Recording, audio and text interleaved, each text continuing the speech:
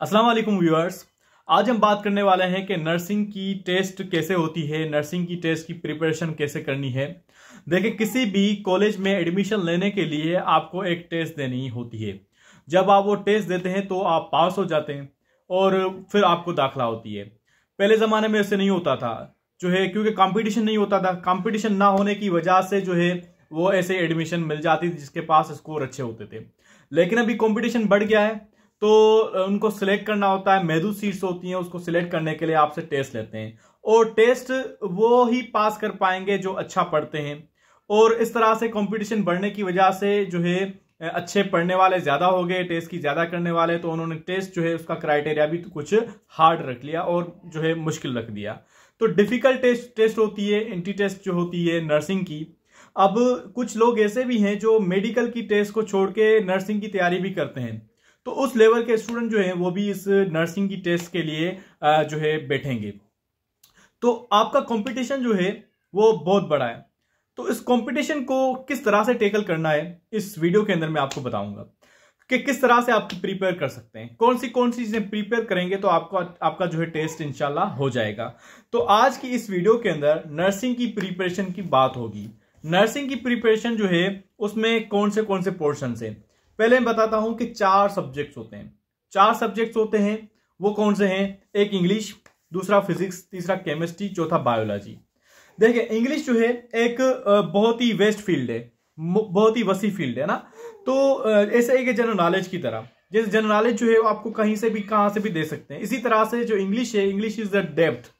और कहीं कहीं पे रूल्स फॉलो भी नहीं होते, कहीं पे रूल्स फॉलो होते हैं, कहीं पे आपको याद चीजें करनी होती हैं, कहीं पे समझना होता है। नाउ इसमें आपको जो है हर चीज जो है पढ़नी होगी। फिर भी आपको कुछ क्राइटेरिया जो है मैं बताता हूं, उस चीजों से इस चीजों को आप जो है पढ़ें, इंशाल्लाह आपका जो इंग्लिश पोर्शन अच्छा हो जाएगा।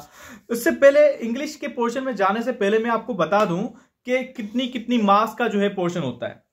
ठीक है, वो कौन सी जो है मार्क्स होती हैं, कितनी मार्क्स होती हैं किस पोर्शन के अंदर। मैंने आपको अभी बताया कि 4 पोर्शन होते हैं। कौन से? एक English, physics, chemistry, biology. English के 10% होता है। टोटल जो एमसीक्यूज होते हैं 100 एमसीक्यूज होते हैं, और उसमें से 10 एमसीक्यूज जो होते हैं वो इंग्लिश के होते हैं, 30 एमसीक्यूज फिजिक्स के होते हैं, 30 एमसीक्यूज जो होते हैं केमिस्ट्री के होते हैं, 30 बायोलॉजी के होते हैं। अब इन सब को जो है मिला के जो है टोटल 100 एमसीक्यूज बनते हैं। 100 एमसीक्यूज जो है वो उसमें इंग्लिश जो है 10 एमसीक्यूज होते हैं, उन पर आपको तैयारी करनी है। उसमें उसके लिए आपका बेस्ट बुक जो है मैं आपको सजेस्ट करूंगा वो है rain and Martin. Rain and Martin का जो इंग्लिश का बुक है वो है भाई, उसमें आप पढ़ेंगे एडजेक्टिव पढ़ेंगे, नाउन पढ़ेंगे, प्रोनाउन पढ़ेंगे। ये तो आप कहेंगे कि हमें आता है, बिल्कुल सिंपल है, लेकिन नहीं, उसको आप डीप में पढ़ना है उसको। जैसे कि एडजेक्टिव जो है उसका पॉसेसिव एडजेक्टिव भी होता है, ठीक है, उसका डेमोन्स्ट्रेटिव एडजेक्टिव कौन सा है वो भी देखना है। एडवर्ब जो है, adverb of time, adverb of जो है स्पेस, एडवर्ब ऑफ जो है पोजिशन, एडवर्ब ऑफ, ठीक है, इस तरह से बहुत सारी चीजें आ जाती हैं। ये सब आपको जो है क्लियर करनी है इंग्लिश में। फिर जो है सेंटेंस मेकिंग का आता है, active voice, passive voice, tenses आ जाते हैं। कभी कभार जो टेंस जो है कौन सा जो है नीचे में से दिए गए ऑप्शन में से कौन सा जो है सेंटेंस जो है करेक्ट है, इस तरह से भी सवाल आ सकते हैं। अब जो है आपको इस चीजों को इंग्लिश को वोकेब जो है वो आप देखनी है। वोकेब भी आ सकती है, एंटोनिम, सिनोनिम आ सकता है, और स्पेलिंग की भी आ सकती है। इंग्लिश के लिए आपको 2 चीजें फॉलो करनी होंगी, एक रेन एंड मार्टिन का बुक, दूसरा ये रीडिंग करनी होगी। रीडिंग कहां से? द जर्नल मैगजीन आता है, द इकोनॉमिस्ट मैगजीन आता है, द डॉन मैगजीन आता है, डॉन अखबारें हैं, वो आप पढ़ें, इंग्लिश में पढ़ें, उसको रीड आउट करें। अगर वो नहीं तो जनरली जो आपके पास जो भी बुक्स अवेलेबल है इंग्लिश के, वो आप रीड करें। रीडिंग आप जितना ज्यादा करेंगे तो उससे आपकी वोकेब भी अच्छी होगी, ग्रामर भी अच्छी होगी, प्रीपोजिशन का यूजेज भी अच्छा होगा, वो चीजें आपकी क्लियर हो जाएंगी। इंग्लिश में दूसरा जो मेन इंपॉर्टेंट जो है पोर्शन होता है वो प्रीपोजिशन का। प्रीपोजिशन का कौन सा होता है? प्रीपोजिशन में आपको जो use of to, use of into, at, ठीक है, अक्रॉस, ओवर, ये सब चीजें जो है वो प्रीपोजिशन में आती है। वो आपको से सवाल भी आ सकते हैं। देखें कि अक्यूज जो है, अक्यूज के साथ क्या लगेगा? अक्यूज ऑफ होगा, अक्यूज इन होगा, अक्यूज टू आएगा, ठीक है, इस तरह से सवाल आ सकते हैं। ठीक है, दूसरा ये भी हो सकता है कि make draw a straight line. अब जो ड्रा ए स्ट्रेट लाइन जो है वो उसमें आप को ये पूछा जा सकता है कि ये जो स्ट्रेट वर्ड यहाँ पे इस्तेमाल हुआ है, अब ये जो स्ट्रेट वर्ड है वो क्या है? स्ट्रेट वर्ड जो है यहाँ पे एडवर्ब भी हो सकता है, एडजेक्टिव भी हो सकता है, और जो है वो नाउन भी हो सकता है। ठीक है, अब आपको जो है यहाँ पे पूरा सेंटेंस दिया है उन्होंने, उसमें से आपको चुनना है, उसके हिसाब से उसकी मीनिंग डिफरेंट हो जाती है। ठीक है, देखिए यहाँ पे बताया गया है draw a straight line. Draw मतलब ड्रा करो, कौन सी लाइन करो? स्ट्रेट लाइन ड्रा करो। तो स्ट्रेट लाइन ड्रा जब आप करेंगे तो किस तरह की लाइन ड्रा कर रहे हैं? स्ट्रेट कर रहे हैं, मतलब कोई काम हो रहा है, लेकिन किस तरह का काम हो रहा है? काम ये हो रहा है कि स्ट्रेट लाइन बनानी है, तो यहाँ पे आपका स्ट्रेट जो है एडवर्ब बन जाता है। इस तरह से आपको कंफ्यूजिंग जो है जो टर्मिनोलॉजीज लगेंगी वो आपको क्लियर करनी है। वो वही कर पाएगा जो ज्यादा पढ़ेगा, एक्सटेंसिव स्टडी करेगा, इंटेंसिव स्टडी नहीं। इंटेंसिव स्टडी वो करता है जो जस्ट सिलेबस को स्टिक करता है। सिलेबस के अलावा आपको जो रीडिंग जो है अच्छी करनी पड़ेगी, वो है एक्सटेंसिव स्टडी। वो जब आप एक्सटेंसिव स्टडी करेंगे तो आपका ये पोर्शन जो है वो क्लियर हो जाएगा इंग्लिश का। तो इंग्लिश में मैंने आपको बताया कि कौन सी चीजें जो है मोटी मोटी वो आपको करनी है, क्लियर इंशाल्लाह हो जाएगा। इससे भी ज्यादा कुछ हो सकता है, लेकिन मेन चीजें ये है कि आपकी जो है एक जो है आपकी जो है पार्ट्स ऑफ स्पीच आपके अच्छे हो, दूसरे जो है टेंसेस अच्छे हो, तीसरे जो है आपका एक्टिव एंड पैसिव अच्छे हो, चौथा जो है डायरेक्ट इनडायरेक्ट जो है अच्छा होना चाहिए, पांचवा जो है वर्ब मींस वोकेब जो है वो आपकी अच्छी होनी चाहिए, और जो है जो पार्ट्स ऑफ स्पीच ऑलरेडी है उसमें से भी प्रीपोजिशन जो मेन है इंपॉर्टेंट है। एंटोनेम और synonym. Antonym means opposite word, synonym जो है हम माना वर्ड। ठीक है, तो ये भी आपको क्लियर करनी चाहिए। इसके अलावा इंग्लिश के आपके 10 एमसीक्यूज जो है हो जाते हैं। उसके अलावा जो है आपका पोर्शन है बाकी साइंस वाला पोर्शन। देखो आपके लिए बहुत बड़ी जो है रियायत है यहाँ पे कि आपका मैथ का पोर्शन यहाँ पे नहीं दिया गया, वरना अमूमन जो भी टेस्ट होती है वहां पे मैथ का पोर्शन भी जरूर होता है, और मैथ बहुत मुश्किल होती है मेडिकल के स्टूडेंट्स के लिए। यहाँ पे मैथ नहीं है। तो फिजिक्स से, अब फिजिक्स की बात करें तो 30 एमसीक्यूज होंगे। फिजिक्स कहाँ से पढ़नी है? फिजिक्स आपको पढ़नी है जो है फर्स्ट ईयर इंटर के बुक से। फर्स्ट ईयर इंटर के बुक्स के अलावा भी मैथ ये फिजिक्स जो आ सकती है, लेकिन वो बिल्कुल कम सवाल होंगे, वो आप स्किप कर लेंगे तभी भी आप पास हो जाएंगे। इसी तरह से यही जो है फार्मूला आपका केमिस्ट्री में भी अप्लाई होता है और बायोलॉजी में भी अप्लाई होता है। तो फिजिक्स में आपको कौन सी चीजें पढ़नी है? फिजिक्स में आपको जो है स्कोप ऑफ फिजिक्स, जिसमें आपकी ब्रांचेस ऑफ फिजिक्स आ जाती हैं। व्हाट इज फिजिक्स, फिजिक्स का पूरा स्केलर वेक्टर आ गया। फिर जो है आपका मोमेंटम वाला पोर्शन आ गया, मोमेंट इन टू डायरेक्शन। ठीक है, जैसे कि आपका डिस्टेंस, डिस्प्लेसमेंट। ठीक है, ये कौन सी जो है स्केलर क्वांटिटी, कौन सी वेक्टर क्वांटिटी है, वेलोसिटी क्या होती है, एक्सेलरेशन क्या होती है। फिजिक्स का और केमिस्ट्री का ये इस पे डिटेल जो है लेक्चर, सारी डेफिनेशन सबको क्लियर किया हुआ है मेरे इस चैनल के अंदर यूट्यूब में।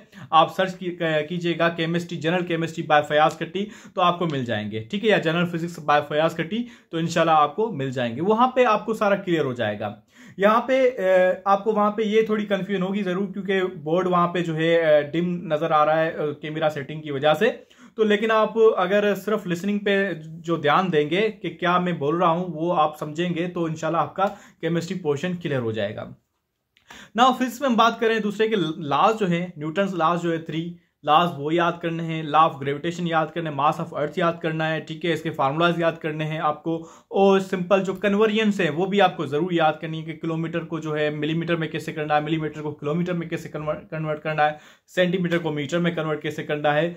तो वीडियो बहुत बड़ी हो जाएगी, वरना जो है इसका सारा डिटेल में बताऊं।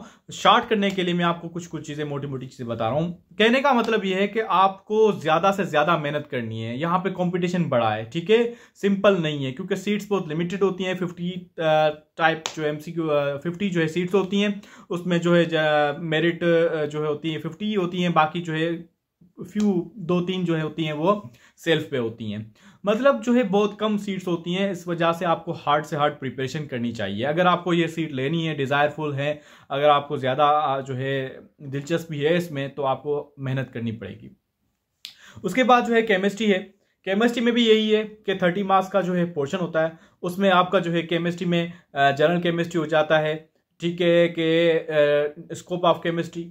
ठीक है, उसके बाद स्टेट्स ऑफ मैटर आ गया। उसके बाद जो है केमिकल जो है एनर्जेटिक्स आ जाता है। उसके बाद जो है पीरियोडिक टेबल को आप अच्छी तरह से पढ़ लें। ठीक है, इस तरह से आप जो है केमिस्ट्री के जो इंटर का है वो भी आप अच्छी तरह से पढ़ लें। एफ ब्लॉक एलिमेंट किसे कहते हैं, डी ब्लॉक एलिमेंट्स किसे कहते हैं, एस ब्लॉक एलिमेंट्स किसे कहते हैं, कौन सा एलिमेंट जो है वो लिक्विड फॉर्म में है मेटल, कौन सा जो है गैस फॉर्म में है मेटल।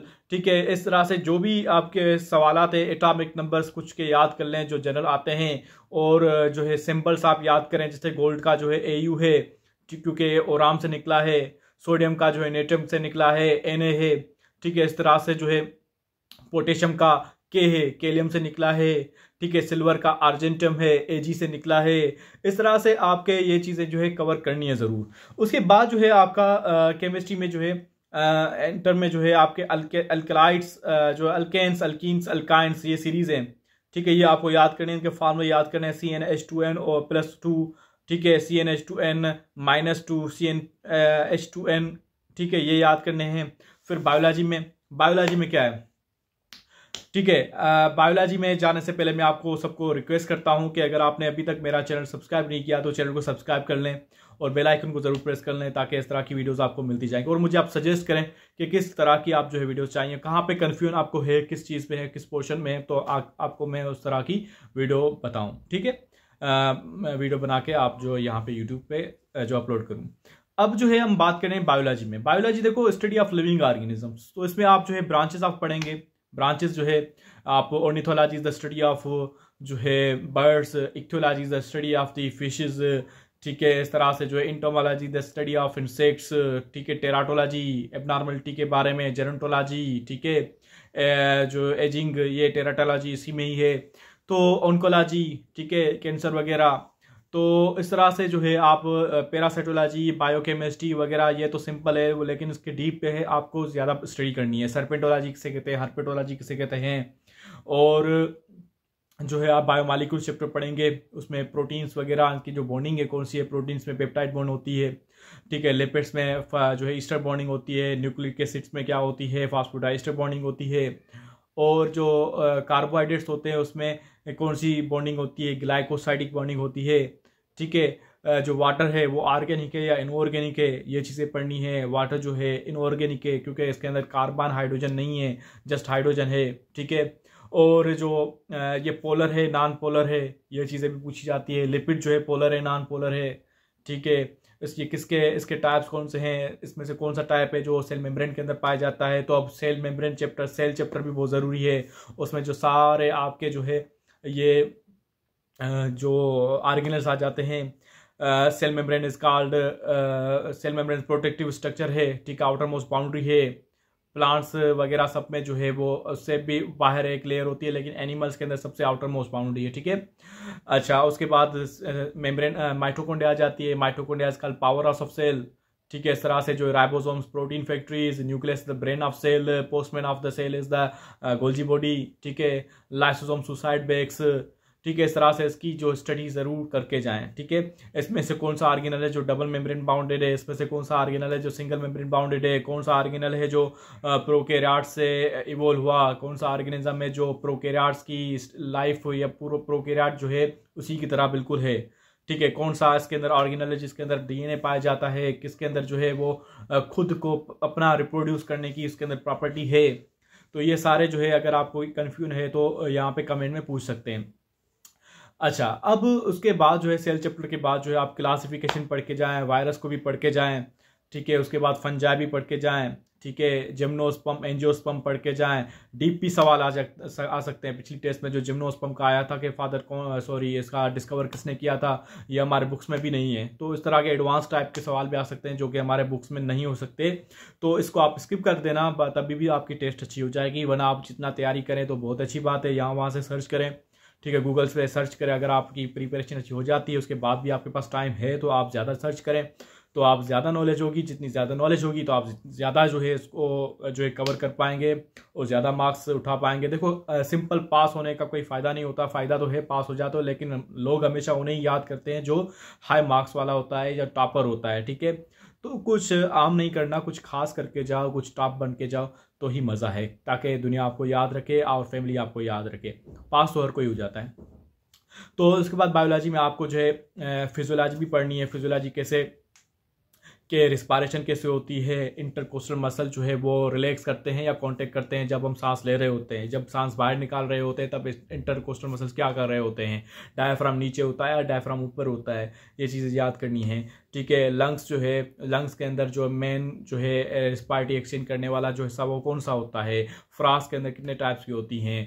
ठीक है, फ्राक्स बक्कल की तरह से, बक्कल कहाँ से जो है बक्कल कैविटी में कैसे रिस्पायरेशन कर लेता है, फ्राक्स के अंदर मेटामॉर्फोसिस क्या होती है, हाइबरनेशन क्या होती है, एस्टिवेशन क्या होती है, ये पूरा पढ़ना है। फिर किंगडम एनिमलिया भी पढ़ना है, नाइडेरिया किसे कहते हैं, पोरीफेरा किसे कहते हैं, और हम पोरीफेरा के क्या एग्जांपल्स हैं, पोरीफेरा के जो क्या करेक्टर्स हैं, क्या ये मल्टीसेलुलर है, क्या इसके पास टिश्यू लेवल ऑर्गेनाइजेशन है, क्या इसके पास इंटेस्टाइन है नहीं है, इसके पास जो है इनकरेंट जो पोर्स होते हैं उसको क्या कहते हैं, ओस्टिया कहते हैं, बाहर निकालने वाले जो पोर्स होते हैं उसको ओस्कुला कहते हैं। इस तरह से सारी चीज़ें आपको पढ़नी है, सारे किंगडम्स के बारे में, इंसेक्ट्स के बारे में पढ़ना है। इंसेक्ट्स जो है कौन से क्लास के अंदर कितनी लेग्स होती हैं मौजूद, जैसे आराक्निडा के अंदर 4, ठीक है, इंसेक्टा के अंदर जो है 6। इस तरह से बहुत सारी चीज़ें आपको याद करनी है किंगडम एनिमलिया के। अब उसके बाद जो है आपका जो है ये फर्स्ट ईयर कंप्लीट हो जाता है। उसके बाद इंटर जो है इंटर भी आपको इस तरह से आपको होम्योस्टेसिस पढ़ना है, ठीक है, रिप्रोडक्शन पढ़ना है। रिप्रोडक्शन में ह्यूमन के मेल के ग्लैंड्स कौन से हैं, ठीक है, prostate glands, bulbo urethral glands, ठीक है, कौन सा सीक्रेट करता है, एसिडिक मीडियम कौन सीक्रेट करता है, वेजिकुलेस कौन सीक्रेट करता है, ठीक है, फ्रक्टोज कौन सीक्रेट करता है, ठीक है। फिर जो है स्पर्म्स कहाँ पे प्रोड्यूस होते हैं, जर्मिनल एपिथेलियम में, सेमिनाफिस ट्यूबल में, ठीक है, और फर्टिलाइजेशन कहाँ पे होती है, प्रोक्सिमल पार्ट पे या जो है डिस्टल पार्ट पे ऑफ ओवरी ओविडक्ट, ठीक है। इस तरह से जो मेंस्ट्रुअल साइकिल होती है उसमें भी 4 जैसे आ जाते हैं। और जो है आपको केमिकल कोऑर्डिनेशन में ग्लैंड्स, पिट्यूटरी ग्लैंड जो है वो क्या सीक्रेट करता है, थायराइड ग्लैंड क्या सीक्रेट करता है, इस तरह से ये सारी चीज़ें याद करनी है। उसके अलावा जो है आपको इसमें जाना है, इवोल्यूशन की थ्योरीज कुछ याद कर जाना, ठीक है, और इकोसिस्टम के बारे में कुछ पढ़ के जाना। इकोसिस्टम जो है वो इकोसिस्टम के 2 मेन टाइप्स हैं, टेरिशियल एक्वेटिक को फिर डिवाइड किया गया है। जो एक होता है रिवर मतलब वो फ्रेश वाटर, दूसरा होता है मेरीन वाटर। फ्रेश वाटर जो है लेक्स वगैरह में पाया जाता है। फिर उसके अंदर 3 जोन्स होते हैं, लिटोरल, लेमिनेटिक एंड प्रोफाउंड जोन, ठीक है। और इस तरह से जो ओशन होता है उसके अंदर भी इस तरह से ये सारी चीज़ें याद करनी। देखो कॉम्प्लेक्स तो ज़रूर है, देखो पढ़ाई के बगैर आप कुछ नहीं कर सकते। आपको जो मेहनत का फल ज़रूर मिलेगा, अगर जो मेहनत करेगा तो। मेहनत ही नहीं करेगा तो कुछ नहीं होगा। देखो ये आपकी वाहिद टेस्ट है, बेस्ट टेस्ट है जिसमें आपको इंटरव्यू नहीं होगा। इंटरव्यू जैसे सिंपल मतलब कोई भी नहीं है, तो आपको बिल्कुल हार्ड वर्क जो है आपका काम आएगा। लक भी है लेकिन हार्ड वर्क ज़्यादा है। जितना हार्ड वर्क ज़्यादा करेंगे आप उतना ही कामयाब हो जाएंगे। अगर आपने हार्ड वर्क नहीं किया तो आप कामयाब नहीं होंगे, ठीक है। सो दिस ऑल अबाउट, मेरे ख्याल से मैंने सारा चीज़ें जो है सारी कंप्लीट कर ली, जो है ये सारी चीज़ें कंप्लीट कर ली। इंशाल्लाह आपको कोई इशू नहीं आएगा। अगर कोई भी फिर भी कोई इशू हो, कहीं पे कुछ पूछना हो तो आप ज़रूर पूछ लीजिएगा मेरे इस कमेंट के अंदर। इंशाल्लाह आपको गाइड मिलेगी। बहुत बहुत शुक्रिया।